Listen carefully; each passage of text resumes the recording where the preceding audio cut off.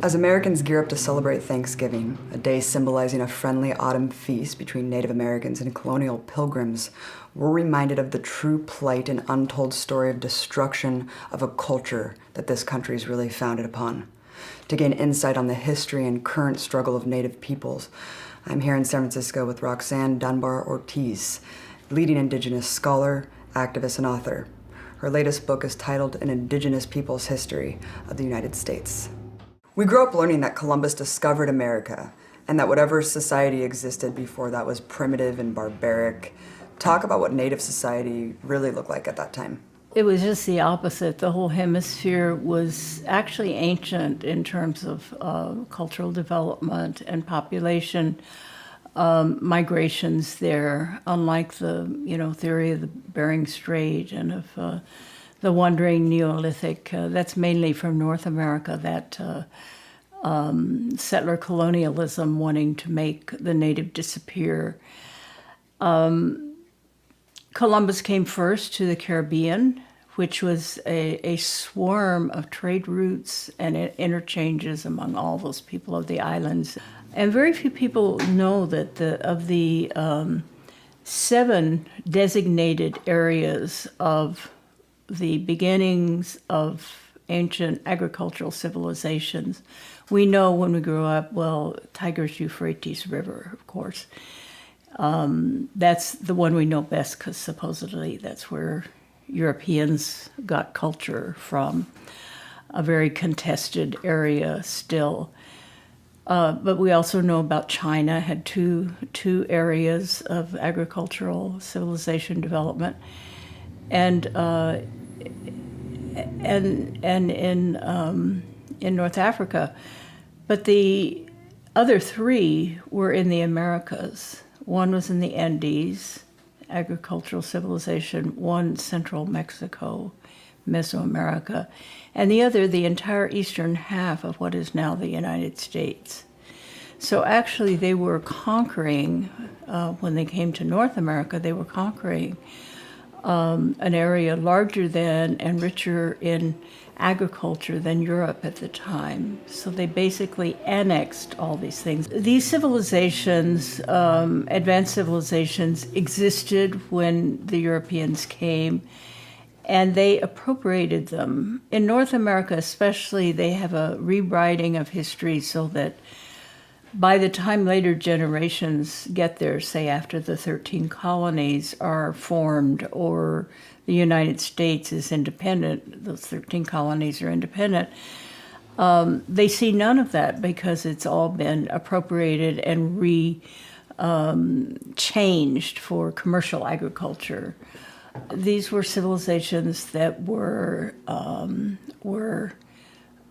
expropriated, and the people either made into slaves, because they enslaved Indians first, were the first slaves to be bought and sold on the market and to work in the mines that the Spanish started. Slaves were taken from North America even before the English came to take into to the mines in Mexico and Peru. With colonialism displacing people, so they had no longer had their food supply, their housing, they're refugees. We see refugees in the world now. They're completely dependent on institutions to take care of them, but the only institution was the colonial, either the Spanish or the Portuguese or the English or the French and Dutch colonialists, and their desire was to weaken them, control them. There were, not all of these were deaths, but that the disappearance of up to 90% of Native people as parts of a group happened within 30 years of conquest, at every stage of conquest. These people have very little defense. The Spanish used armored horses. They grew very, very large horses for the conquest. They were fully armored from head to toe, which made them like little tanks. The soldier was also armored from head to toe, and they had dogs that they bred for the purpose of killing people. This was a fierce and extremely frightening, aggressive army, not one that wanted to have diplomatic relations or trade relations, but just wanted total dominance. You can see the means of disappearance of whole groups, like the Natchez people of the Mississippi Valley, who were the people of Cahokia, the people who built this advanced civilization, farmers. The Spanish raided them, and Western Honduras and Nicaragua. Those were the main slave-taking areas. So their DNA is there somewhere, but they're no longer a part of a people. You see what I mean? Mm.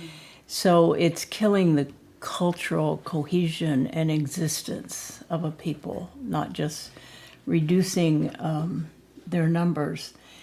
And that was a real intention. Even when they wanted people for slaves, they wanted to destroy the cultural ties, the languages, the sovereignty and existence, the governmental structures, the autonomous, independent governmental structures. All the colonialisms destroyed that. I wanted to address something that you mentioned in your book, which is the feat of the fact that how many indigenous people have survived that period. I mean, just the sheer amount. What prevented Native people from being completely exterminated? Was it just the inclusion in the slave system at that time? It's not a miracle because, of course, it was because of their resistance and resilience and determination to survive. And I think the complexity of their cultures, that they were able to, unless they were all killed off or deported like the Natchez to another part of the world, they maintained their ties as long as they were in their homelands. Survival is really what should be talked about rather than disappearance, because, well, Native people are still here. The settlers and the armed settlers had to fight for every inch of land they took, from the Atlantic to the Pacific and from the Gulf to the Canadian border. And that cost a lot. It cost, they had 5 regiments of 6 that existed out the Army of the West after the Civil War, fighting Plains people who were not that populous, not that many, but had horses, had taken horses from the Spanish and could defend themselves. So they couldn't defeat them. They had to make peace treaties with them. And they got very large settlements that were then whittled down politically as they made the Native communities completely dependent. In the case of the Plains people, they killed all the buffalo. It was sort of a buffalo genocide of 60 million buffalo in the Plains. And they, when they put the trains through, as a part of your train ticket, you got a rifle to shoot out the window. Buffalo's a big animal and not very hard to kill with a rifle. So basically, counterinsurgency, Western counterinsurgency that came out of colonialism, it's what they call a food fight. They call it themselves the food fight, where you destroy the food supply of the people, the civilians. And then they have to sue, they starve or they give in. One of the things that particularly horrified me from your book, Roxanne, was that head hunting, scalp hunting was not an underground business. It was actually a lucrative economy. Talk more about this. They actually had a ordinance that allowed for the for bounties to be paid for heads that were brought in. They brought this directly, this practice, the British practice, in the colonization of Ireland, where they had started taking heads and then scalps or other body parts. It turned out, the head was just, there were so many of them. Even in Ireland, they turned to scalps. They would use the heads also to terrorize people, put them along the paths and everything to terrorize people and to surrender, because they'd see their families' heads there, and they would hide the corpses so they couldn't even get their family member back. So it was partly terror, but it was also, it became a commercial market. And so no one checked very closely if it was supposed to be only when there were Indian uprisings or a war. But it became the practice after a few years, just they could say, these were warring Indians, but they could basically go in a village and just grab a bunch of children even, or elderly people, and take their scalps, kill them, and sell them. It was, quite a lucrative trade for people to, especially poorer people to make an income, and some people actually lived off of that income alone. They were scalp hunters. So that spread, of course, with everywhere, throughout the colonies, and then in the wars against the native people in east of the Mississippi, then west of the Mississippi, the scalp taking. So this is a commodity, the bodies themselves, but this left corpses. The descriptions I've read of some people who were actually repelled by it wrote in their diaries and various things, letters back to England, these bloody bodies all over, because taking the scalp, of course, it causes blood to flow all over the body. They also often flayed the skin and used the skin of these people for various things. Jackson's army did that a lot. They made their rein. They were very proud of the horse reins. Were all made from Indian skins. So that kind of fetishism continued into the 20th century in Vietnam, where soldiers were sending back all kinds of body parts to their relatives and all. So it's it's just kind of built into the military culture doing that, because it was malicious, but then those are the same people then who become parts of standing armies and so forth.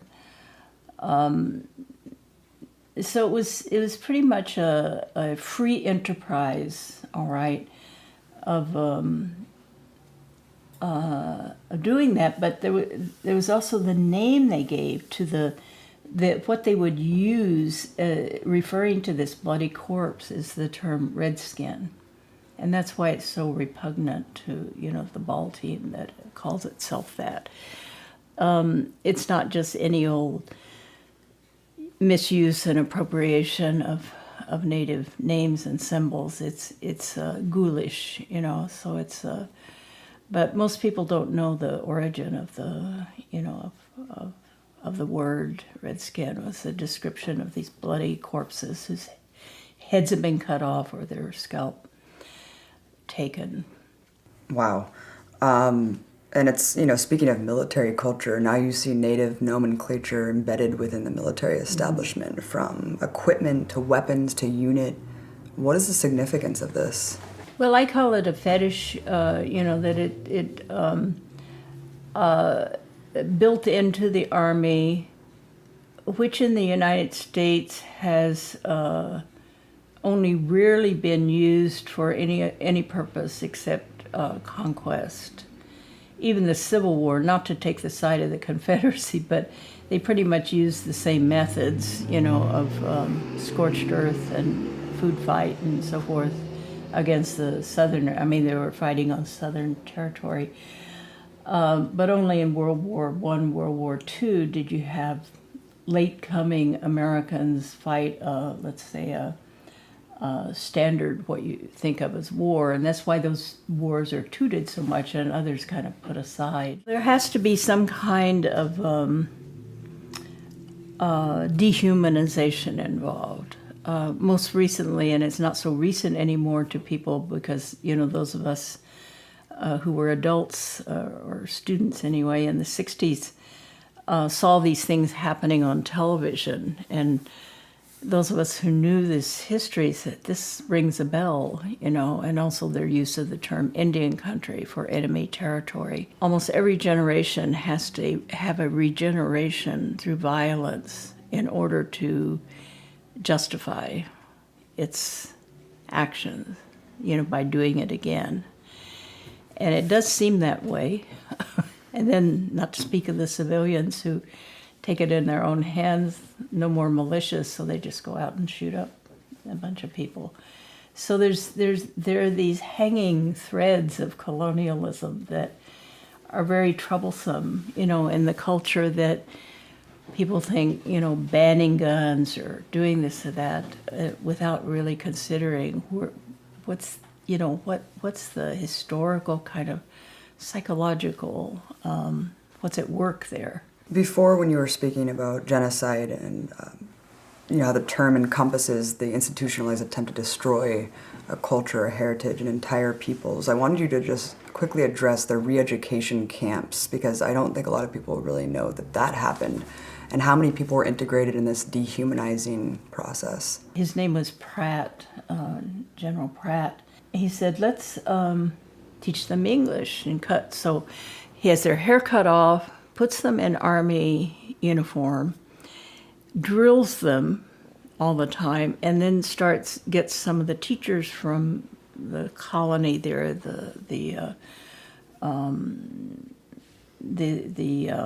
settlement, civilian settlement there, some of the teachers to come in and teach them English, and some of the, others to encourage their artwork. And then he starts, they get so adjusted, they're completely separated from their families and all. And they're told that they can be better off, than being these savages that they were. And so it's just kind of a brainwashing. He thinks this experiment works pretty well, and he builds it up into a report to the Department of War, which is what it was called at the time, to have this be more routine practice, to take the children away. He says it's hard with the adults. Some of them backslide, and try to escape, and there's a rebel among them, but take them as children and put them far away from their families, cut their hair, and make them into, and his motto was to kill the Indian and save the man. So that was, to kill the Indian, that person, so they could just be an individual. Christianizing came along with it. So they set up these federal boarding schools, and then it became mandatory. All Native families had to bring their children in to be taken to, and so this whole network of boarding schools were set up. And if you didn't turn the children in, the an army unit would come out and either take one of the people, usually the father of the family, away, imprison him until, they said where they're hiding the kids. And somewhere there were some interesting stories of some families that were able to hide out some of the young people and hide them in caves and take food to them, They didn't learn English, so they became the transmitters of the culture because they realized what was happening. They took them away at 5 years old, and they couldn't return until 16. So they missed all of the elements of, their cultural learning. So this was generations, from the 1870s until the 1960s, 100 years of that. So there's still living people who went through that kind of, it was, with the rise of the Native movement in the 1960s, at least by 1972, the Indian Self-Determination Act that went through, it took away the mandatory requirement for the boarding schools. What aspects of capitalism are still encroaching on Native peoples today? Native peoples' land is mainly mining and oil extraction. It's been for a while, since post-World War II, when they identified, uranium exists everywhere, but they made it seem like, and I remember this, that it was a rare substance found only in certain places that happened to be on Indian land, in Nevada and northern, in New Mexico, and in the state of Washington. Interesting, and these were the only places with uranium, but so they just devastated those lands, with open pit uranium mines. The densest part of Indian land is New Mexico and into northern Arizona, and they are, just under the boot of resource extraction. And the pipelines, of course, are a big issue now, where they're trying to cross Native land and getting a lot of resistance from Native people. And thousands of people recently came out to support Native-led struggle in New Mexico to have Columbus Day ended as a holiday, and they won. From Keystone XL, which is what you're talking about, to change the name movement. Where's the struggle today, and how can we build solidarity with the movement of resistance? I don't know more in the fall of 2011 and Christmas time, 2011. Just followed right on the Occupy movement. I think is sort of the Indians got the ideas, sort of like when they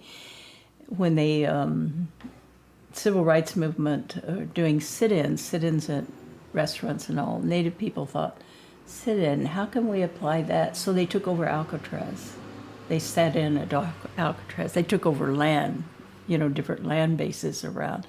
But they got the idea from the sit-ins, so these things kind of interact with each other. The Native movement is, this year they've been working for years, ever since we started going to the United Nations, in 1977, demanding that Columbus Day not be a national holiday, and that there be a day of mourning on October 12th every year for the onset of colonialism that Columbus and genocide that Columbus represents as the initial act. And only Berkeley went for it, like in the 1980s, Berkeley became declared Indigenous Peoples Day. Every year it happens, but this year, suddenly there was this shift, and city councils and like towns in Oklahoma and of course Albuquerque, these real colonial places, were actually declaring the holiday. Washington State and Seattle and Portland, and so it's I think it was a real boost. It's a small thing, it's a symbolic thing.